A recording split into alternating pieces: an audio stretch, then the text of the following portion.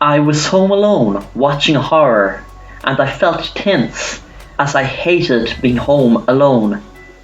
So the suspense of the movie added to my anxiety. I don't know why I'm such a crybaby. Maybe I should just not watch scary movies. I got a notification from my phone. It was a Snapchat notification. It was a message. It read, "Check my story." I wondered, who would it be from?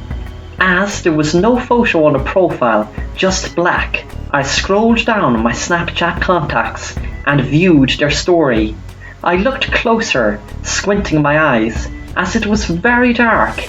I could make out it was some sort of room.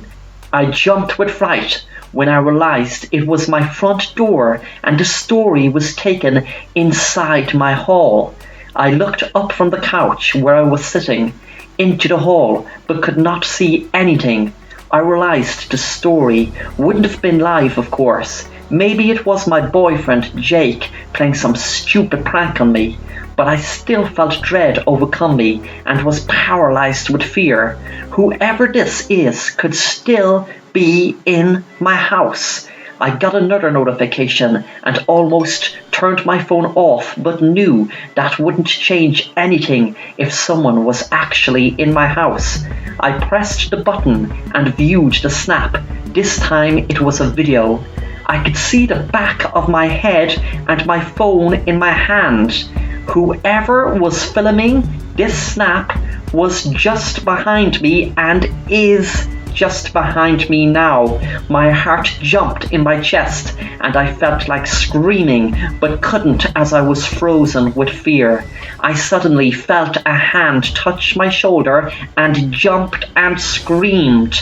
A man walked around with a mask, then took the mask off and he stared right at me. Let me introduce myself. You can call me, Jake. You don't know me, as you were too busy stealing my phone the other day. I followed you home, and that's how I know where you live. I was going to call the police, but decided there would be something more creative I could do. I shouted, "Please, please, I don't know what you're talking about. I didn't steal any phone." The man pulled out a phone. "Oh, but you see, you did. I have it all here on camera." Luckily, my good old observant friend caught the whole thing while pretending to be busy texting. He showed me the camera and I felt disgust watching my twin sister kissing my boyfriend. I looked up in fear, hoping he would believe me. That is not me. That is my twin. I looked up in fear, hoping he would believe me. That is not me. That is my twin sister cheating with my goddamn boyfriend. Jake laughed. Do you expect me to believe that? I flicked through my phone and showed him a pic of me and my twin sister Sarah. He looked at it and then back to me. "Well, where is your twin sister then?" I was shaking with fear. "She's at work. She will be home at 12. It was 11:30 now. I said, "That bitch was kissing my boyfriend. I'll lead you right to her if you like." Jake smiled again and said, "Sounds like a plan. But work, wherever that is, well, that's not a place where I can exactly get revenge." I got out my phone and Jake looked at it to see was it his. I knew it wasn't. "I'll call her to come straight home. Let me use my home phone. I have no credit." He nodded. "Go on then, call her now." I picked up the phone and after a few rings she answered. "Please come back home straight after work. I'm in trouble with my project. I need some help. The deadline is tomorrow. It's an emergency." I hung up before any reply. He said to me, "It looks like your twin sister is a thief and someone that stole her own twin sister's boyfriend. Wow, that's bad. This bitch will have what's coming to her." I smiled. "You can say that again? If I knew about her being with my boyfriend, I would have tracked you down myself to you teach her a lesson." At 12:10, my sister pulled up in the driveway in a car and knocked on the door. I opened it and Jake was standing at the side. My sister walked in and a cop came in behind her. Once I saw the cop, I screamed. Please, help, help, he's in my house. I admitted to the cop afterwards. It was me that stole Jake's phone, but had to pretend it was my twin sister. I held the mute button down when I made the call to my sister. I spoke certain words, so instead of her hearing, I'm in trouble with my project, I need some help. The deadline is tomorrow, it's an emergency. She heard, I'm in trouble, I need help, it's an emergency. I was happy that it worked, pressing mute with certain words, so that is all she heard. And I will never ever steal anything again.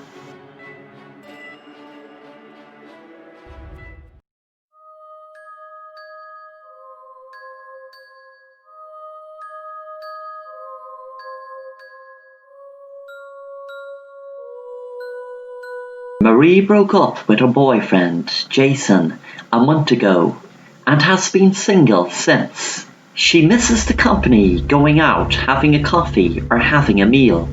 She found it hard to meet people, and her friends were praising the dating app Tinder. Some even said they met amazing people through the app. Her best friend Sarah is with her boyfriend of 6 months, and they met on Tinder, so she decided to give it a go. She set up a date through Tinder in a local bar where they had a few drinks. Her date was a man in his early 20s called Sam. He had a really good job and she found him dreamy looking, and he seemed to tick all the boxes for her type of guy. There was a guy playing pool next to them, and Marie found it strange what happened. The guy accidentally hit Sam. He turned around to apologize and said, "Oh, sorry, buddy." Sam didn't answer, just gave him a cold, nasty look. Marie found it very, very strange indeed, but overlooked it. After the drinks, Sam asked Marie would she like a drive home, and she knew he only drank coffee in the bar, so there was no reason to refuse. Plus, it was a half-hour walk to her house and she felt very tired. She said that would be great, and they both walked out into Sam's car. When they arrived at Marie's house, they walked up to her door and Marie said, "Thanks." Sam was hoping she'd ask him in, and he felt relief when she said, "Would you like to come in for another coffee?" "Sure," he said. When Marie shut the door, she turned to kiss Sam, and all of a sudden, a man bolted for Sam, knocking him to the ground. Marie screamed in terror, and then realized the man who knocked Sam to the ground was her ex-boyfriend Jason. She knew he was the jealous type, but never expected him to attack the next guy she met. She shouted at him to stop. Jason suddenly grabbed a gun out of his pocket and shot Sam in the shoulder. Sam fell, holding his shoulder, crying in pain. Marie was trembling in fear with her crazy ex-boyfriend in front of her, holding a gun. He said, "Don't move." Suddenly, Sam pointed a gun right at Jason and shot him in the head. Marie cried hysterically, knowing her ex-boyfriend was just killed before her eyes, but knew if it wasn't him, he would have shot her. Jason looked up at her and said, "Don't worry, it was self-defense." Then she heard movement behind her and turned around to see a large man staring straight at her. It suddenly hit her that her boyfriend wasn't telling her not to move, but he was telling the man behind her not to move to save her. Fear and dread rushed through her, knowing she was alone with two men who would no doubt kill her. Suddenly the door burst open, knocking the guy in front of Marie, and Sam lifted the gun, shouting, "Get back or I'll shoot." It was the man from the bar playing pool. He ducked and rammed right into Sam, then lifted his fist and punched him so hard he knocked him out. He then grabbed the gun, pointing it at the other man, and shouted, "You move one muscle and I'll shoot your head off." Marie had already rang the police. The man introduced himself to Marie after the police arrived and told her, after explaining to the police, he knew there was something off about the guy and knew something was up when he left a note on the table. He walked over and gave a glance just before a man could pick it up, and it had written on it, "Follow us, I'm going to her house." So he followed them to see what was going on. Marie was thanking her lucky stars, how lucky she was that the man whose name was Tom was observant enough to spot something very sinister was going on. She worried what could have happened to her if he didn't save her, and she promised herself she'd never ever date anyone through Tinder or anyone online again.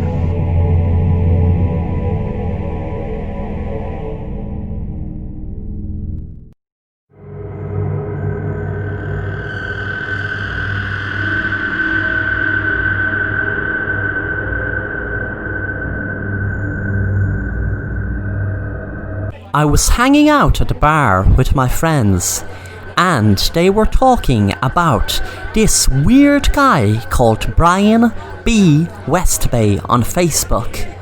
The bar was very loud, so I couldn't really follow what they were saying, but it sounded very interesting to me, so I researched it when I went home. It was very strange and lured me in to find out more and more about him. I read in a forum that he wasn't really a person, not human, and was some sort of supernatural entity. There were multiple rumours, but there were two main stories that caught my eye. One was that Brian's account was set up by the government to add as many people on Facebook as they can and spy on them. But there was a glitch in the system, and it gathered no information and brought back no results the government were hoping to get. The second main story is the one that really grabbed my attention, and to me sounded more plausible. It was that Brian B. Westbay was a regular everyday guy who was obsessed with social media. He was constantly posting updates from when he woke up and got out of bed in the morning to when he went to sleep at night. One night he got very drunk and came home and started posting very embarrassing stuff, and one of the videos went viral. Brian was so embarrassed he committed suicide.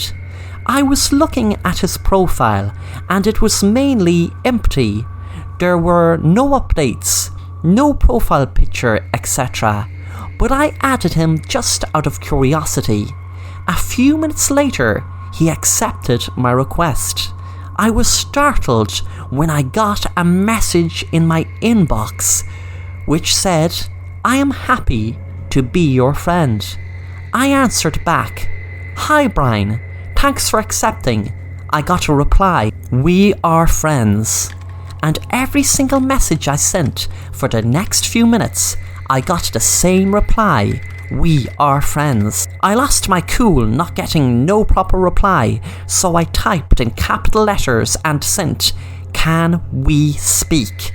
A few seconds later, an audio file was sent, and there was static noise, but I could feel my heart thump in my chest when I heard a weird voice at the end say, "Hello, friend." It frightened me so much I messaged back, "We are not friends." I got back different sad emojis. Suddenly, his profile picture changed to a creepy face. I looked at it and suddenly felt myself drawn to look at it more closely. That night, when I turned off my lights, I saw his face. I felt dread at the vision of the face just inches from me. I froze with fear. As days went by, I kept seeing him, more and more. When I wake up during the night, his creepy face is inches from me, looking right at me. Brian Westby wants to be friends with me and so many more people, I bet. But remember, if you come across his Facebook profile before you add him, just know that he is a friend you can't get rid of.